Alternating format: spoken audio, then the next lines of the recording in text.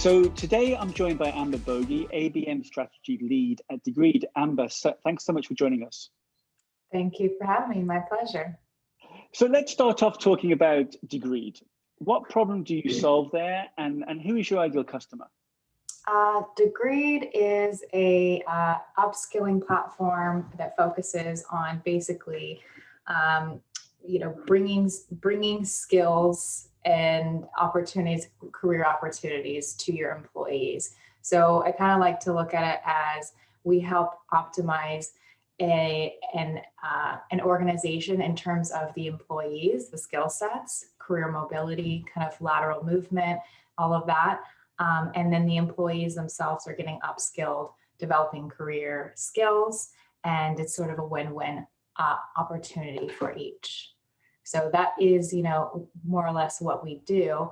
In terms of our ideal customer, enterprise, large enterprise companies, really not specific to any industry. We sit in very well with large enterprise organizations. Okay, fantastic. So let's talk about how you started ABM. I think you joined back in late 2019, Degreed, with a remit to setting up an ABM program. How long did that take you to get the first pilot up and running? And can you maybe share any experiences from that pilot? Yeah. So I mean, it's a different recipe at every organization, more or less, that I've been in. I started in the fall of, I guess it was 2019. Hard to remember these days.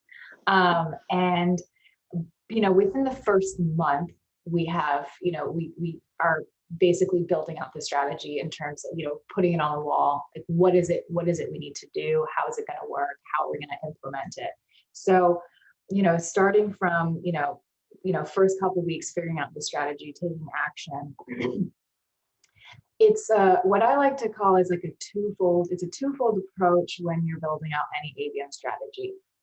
First you're identifying the strategy, within ABM, which one works best for your organization. And then the twofold is building the foundation of it and then actually getting programs started. So a lot of times, you can, and I have in the past, worked strictly on the foundation stuff before you actually start programs. That's a really tough sell because it takes a long time to really, really build out a good foundation. So we did the sort of a, two-pronged approach going live, building foundation as we started doing pilot kind of campaigns. I'd say within the first 2 months we had campaigns running, but I wouldn't call that, meeting the strategy, like the ABM strategy by any means. I'd say it was around maybe closer to the 6-month mark that I believe that we really had a fully baked strategy that started. So, little bits here and there, but around the 6-month mark was when I can confidently say we rolled out ABM and we started running all of our metrics and measurement, looking back for like the year 2020, for example, we actually measured from May onward because we wanted a really true picture of the impact.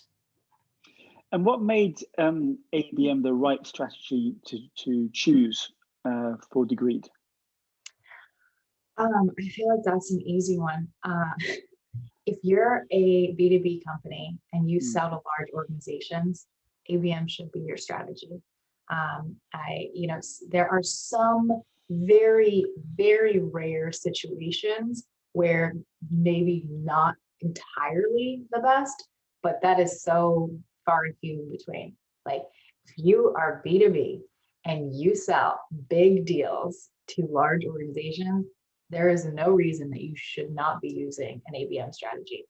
And I do believe that within a couple of years, the term ABM might just be absorbed into demand generation, growth marketing, because it is the strategy, it is marketing, it is what we should all be doing in a B2B, enterprise target, strategy. Yeah, it's interesting because it's a simple question. You're right, absolutely right. But sometimes the simple things are often the most difficult, right? In terms of companies looking to adopt Yeah. and you know. Yeah, I mean, it's a for for a lot of organizations, it's a hard pill to swallow, to make the change, but it doesn't have to be a complete revamp. It can also be something that you change over time. You know, for example, I was hired to, you know, build out the ABM program at Degree. But you know, in where we're at now, you know, about a year and a half in, it's very clear that we are, you know, we're well on our way to being what I call an ABX organization. And that really all that is that everyone across the organization, my team, and all other marketing teams and sales, anyone, you know, touching, you know, prospects and our customers, are looking at an account-centric model and utilizing the data that exists. But really, it's really about focusing on the right accounts. I mean, there's a million other kind of nuances to it, obviously, but I think that for, you know, the demand gen, like the traditional demand gen team, the events team, everyone, you know, that's running campaigns, everyone should be targeting the, you know, the ICP, the large target accounts, because those are, you know, those are massively larger deals without question. They're better fits, you know, for the company, for the organization. So let's dig a little bit deeper into ABM at Degree. I believe you started off with a one-to-many approach when you first joined the company, and then you've expanded it out into one-to-few and one-to-one. Can you talk us a little bit through that and perhaps what you've learned by rolling out the successive programs? Yeah. So, you know, we're going back to determining the best strategy and starting point for Degree. The one to many, get one to many and one to few confused all the time. One to many approach. It was a best fit for us based on the fact that we have over 100 sales reps, and we needed to make impact broadly. And, you know, again, going back to, have done this a few different times at a few different organizations, and I know what to expect in terms of timing, attention from your leadership. You know, you only have so long to make an impact before what's the next greatest thing when it comes to making a change in the organization. And also, you know, I knew that I wanted to not just build a strategy, but I wanted to create an ABX organization. I wanted to change over time the way that we looked and thought about accounts. So the one-to-many approach kind of thought process was, as we start with these very light kind of ABM campaigns, we're actually doing early training for the sales team broadly. And that's really I feel like I should have a list of like the hardest part of ABM, because there's like a few of them, but this is one of them that goes on the list of that's the hardest part. But it really is a challenge to try and explain a strategy that's not starkly different from what salespeople are really already doing. Account-based selling is more or less what most people have been doing for years. But so kind of like a very slow education-based process for what I call a self-serving sales team.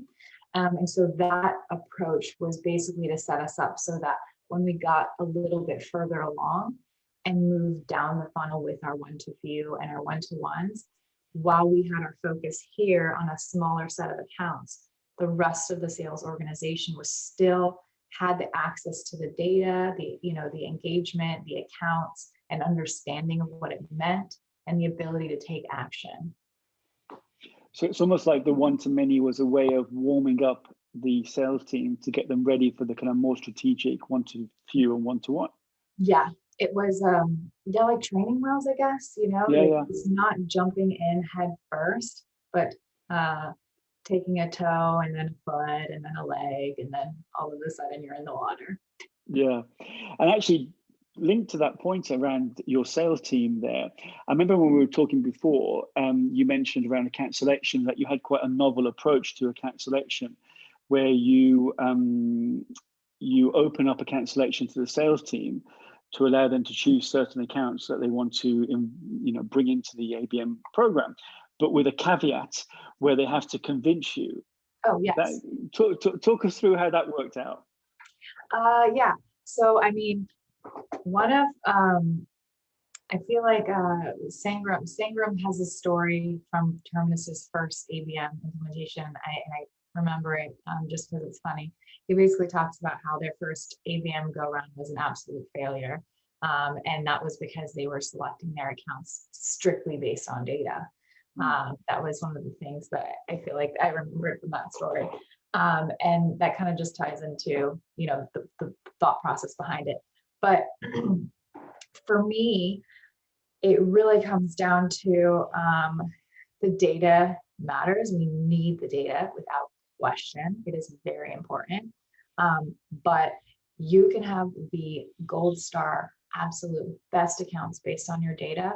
And if your salesperson does not feel bought into that account for a reason that you might not know, because data doesn't tell all the story, you're not going to get them to focus on that account. And that's where the buck stops. So my philosophy has always been use data is your step one, phase one for your account selection. The data tells a story, you get a picture of it, and then you whittle that down based on, how many accounts do show up. Because depending on your company, your company ICP or what your customers look like, you might have a really big list, you might have a small list. We had a pretty massive list. And so I had to even whittle it down to only the top 20% highest, really tight grading. And that still left us with, a decent size. So data phase is the first one. Communicating that obviously to your sales organization, what exactly you used in order to put these accounts together. And then not just, asking for their review, but explaining why it matters. And I've followed this approach for a long time where you're communicating like a human being to your salesperson. I almost talk, it's like internal ABM really, but I'm explaining to them that these accounts are your accounts. You need to have buy-in. You need to have, you need to believe that these are the right accounts for you. And, and just explain that as an ABM team, our jobs are to support you. Our jobs are to make you more successful. That is ultimately, I believe, what we're here to do. Yes, we're running campaigns. Yes, there's a lot more to it, but without that element, you're going to run into walls constantly. But kind of getting to the very the question that you asked. We have a system in place where if you do not want an account on your list anymore, you have to submit a business case. And the first part of that is it takes some time for a salesperson to do that. Not much, but if they really want it off, then they're going to be willing to put in a few minutes of research and an explanation of the business case. But also, it allows it so it's not completely locked in. There needs to be some push and pull. And we do, with that, it helps us out a lot. But we are not pulling off accounts until they're closed won, unless there's a very serious business case. Yeah, because you've done all the legwork, you've done all the research, these are the right accounts to go after. We can't lose tracking. We can't lose tracking on it's valuable. Yeah. So let's just talk a little bit about what you mentioned earlier about ABX, and that I know we've spoken a couple of times about this now, how you're passionate about moving ABM through to kind of more of an ABX experience. Talk us through a little bit about what you think differentiates ABM from ABX and how you're seeing that come to life there at Degreed. Yeah. So initially, I just referred to ABX as account-based everything, account-based, everywhere, which is what, the term actually does mean. many people, including myself, argues what it should have been called, from the very start. So that was the initial kind of thought process about what it is. But now I actually look at ABM and ABX as kind of like level 1, level 2. You start with an ABM strategy, which is more complicated. The ABM strategy is still across the, marketing and sales organization. It's still not just a marketing thing, which is why it's just a bad name to begin with. But I'm creating my own internal definitions of it is a more of the beginning of an ABM strategy. It's more when just the ABM team is owning, the whole kind of strategy and getting things done. ABX to me is when you've passed that and you've gotten to the point where your team is still owning the strategy. You're still running, your campaigns, you're supporting the sales team, all of that. But it started to slowly kind of permeate throughout the rest of the organization. And that's the part where your campaigns team is now using your target accounts to run all of their, kind of campaigns. In addition to their broader kind of net, they're being covered. Your events team is absolutely focused on those accounts, which, most events teams are focused on those accounts already, but not, it just doesn't have the ABM title. But of course they have a list of target accounts and they happen to be the same as ABM accounts. So it's sort of one of those things where it's happening sometimes, but not necessarily like a known activity. But so, it's just where the rest of the organization starts a more intentionally focusing on those target accounts. And it is less of a conversation about what are we doing for ABM? This is what we're doing for top of funnel. This is what we're doing for middle funnel. This is what we're doing, bottom of funnel. This is what the customer team's doing, events team. And then they're all around focused target accounts. That's kind of my definition of it. And we are definitely in the ABX, like I would say early stages of ABX, where we are definitely have several teams focusing on those account lists. And it's been really fun actually to be partnered with our campaigns team, which is more of our traditional demand gen team. We're actually running a campaign together to a list of target accounts. And so it's going to have, your more traditional top of funnel, and then it's going to move through the ABM kind of style campaign experience. And that is another layer of what ABX is, how you're leveraging all marketing strategies and focusing on those target accounts. So in effect, that all teams are orbiting around the accounts, basically. I guess there are satellites orbiting around a planet. So let's just talk about the building blocks of an ABM strategy, account selection, value proposition, account experience, etc. Where would you say that you invest most of your time or more of your time there at Declan?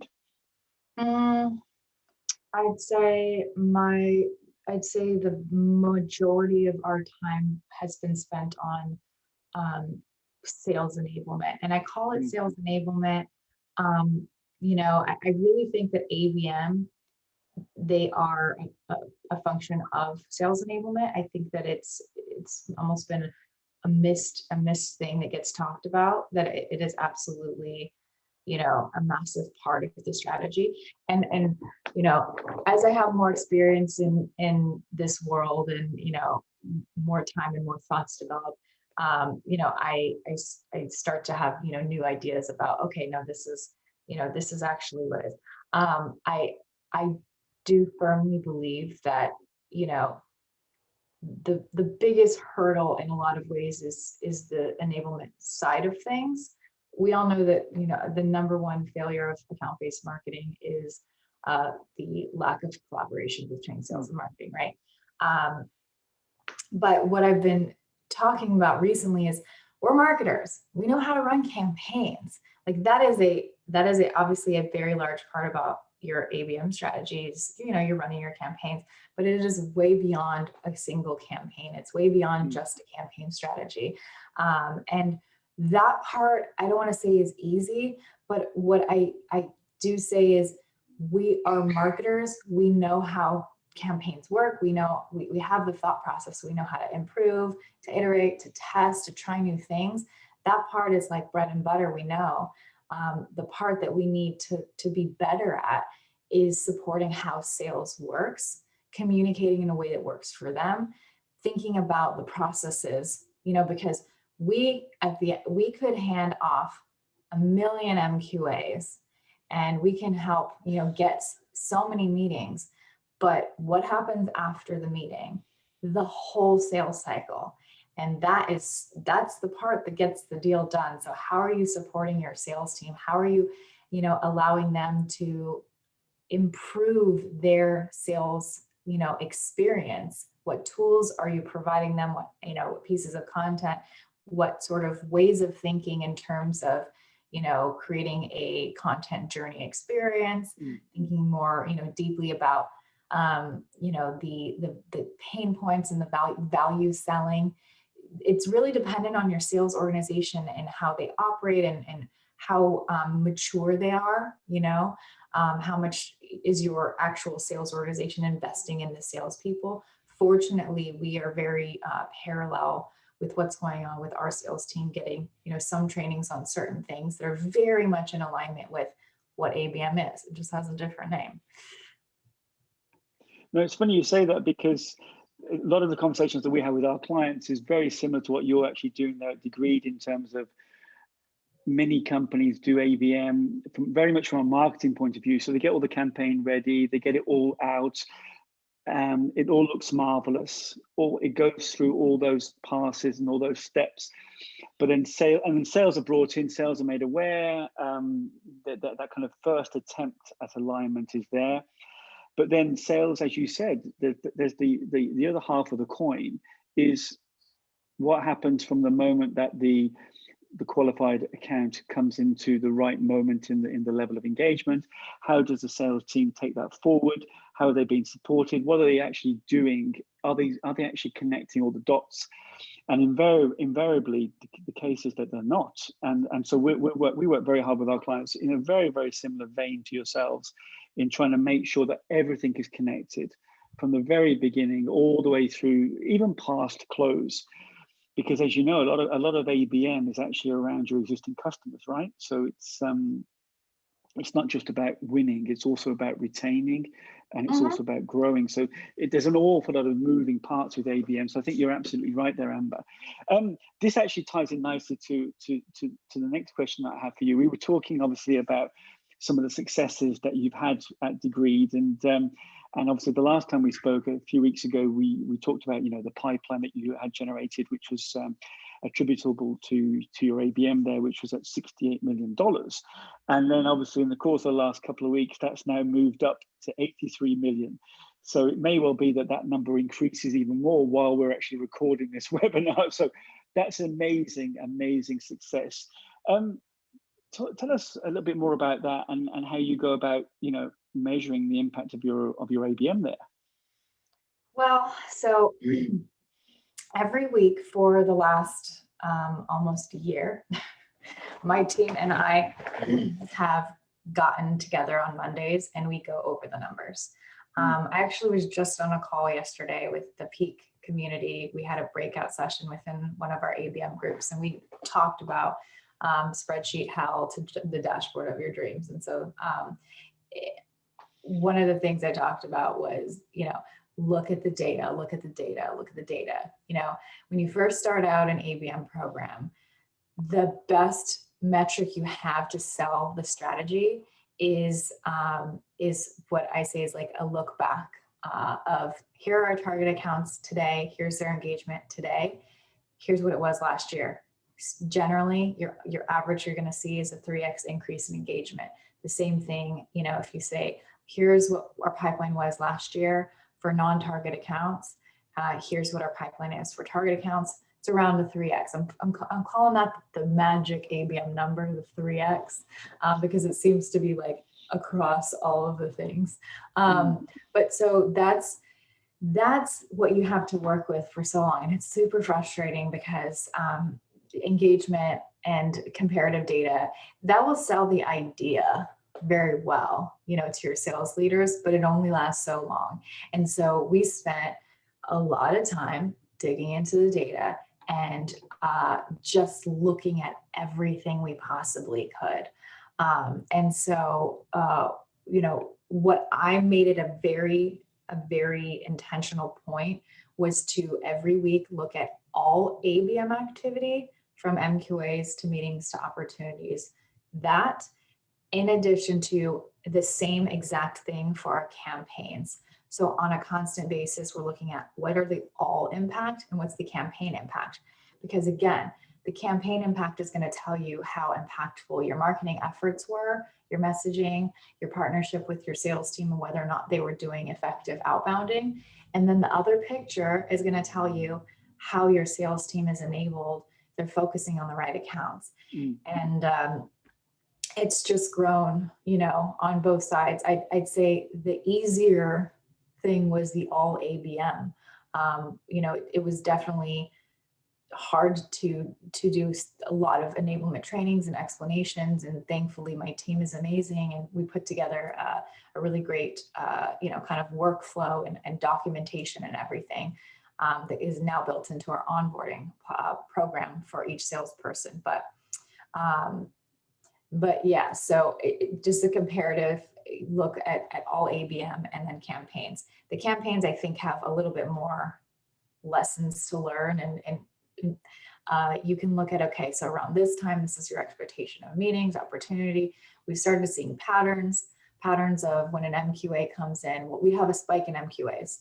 And then the expectation is a couple weeks after an MQA, you're going to see those meetings. So, here and then here, and then a pretty immediate after those meetings will come the opportunity. So that's sort of the pattern that we started to see. But going back to your question, repeat your question. I went off on a total tangent of how we do our metrics. No, it was just to do with, you've obviously, it's such a compelling and remarkable number that you've achieved in terms of pipeline, and just asking really the attribution model that you were following there at Degreed.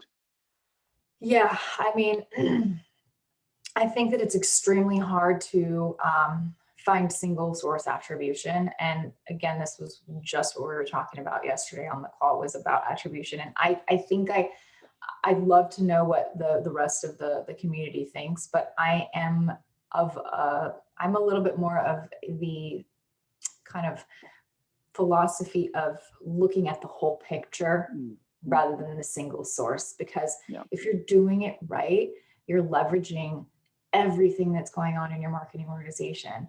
Your events are building engagement. Your demand campaigns are building engagement.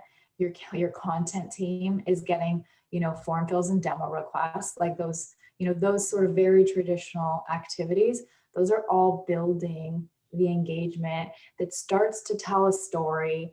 And then your sales team, comes in at the right time and then uses, the program support that you've put together. And then you get your meetings, your opportunities, your pipeline, and you're supporting them as much as you can along the way. So in terms of attribution, if it's an ABM account and it's seeing success, I'm attributing that to a company-wide effort of focusing on the right accounts using an ABM strategy. Yeah. So let's just finish off with a piece around advice. What advice would you give to anyone who's looking to start an ABM program, or perhaps they're in the early stages and they're looking at their program and seeing what they can do to improve or to enhance the results? What kind of advice would you give, Amber?